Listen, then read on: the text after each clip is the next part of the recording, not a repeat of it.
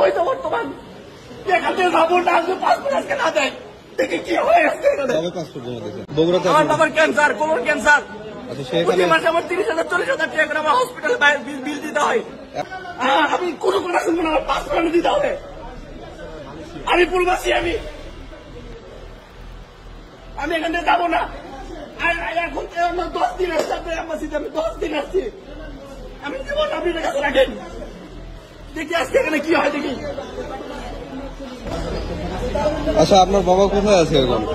আমার বাসা বগুড়াতে। এখন এরা কি বলতেছে? এরা বলে আজকে নাই কালকে আপনার পাসপোর্ট প্রিন্ট হয় নাই, আপনার এটা হয় নাই, আপনার সেটা হয় নাই। 6 মাসের আমার ভিসা অলরেডি 6 মাস ম্যাচ, আপনি দেখেন।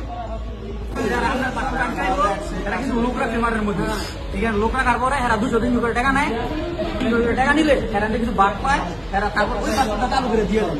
আমি পাসপোর্ট দিচ্ছি আজকে 7 মাস।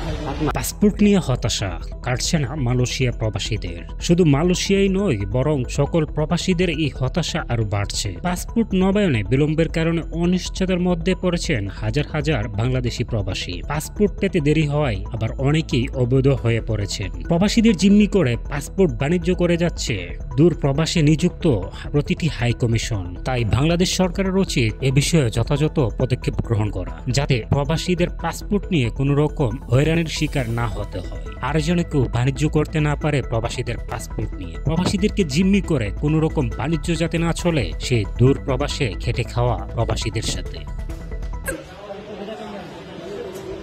আমার টাকা দেওয়া আমাদের উপকার করবে না, এটা কি করে সম্ভব হয়? দেখেন আমার পাসপোর্ট, দেখেন ভিসা দেখেন।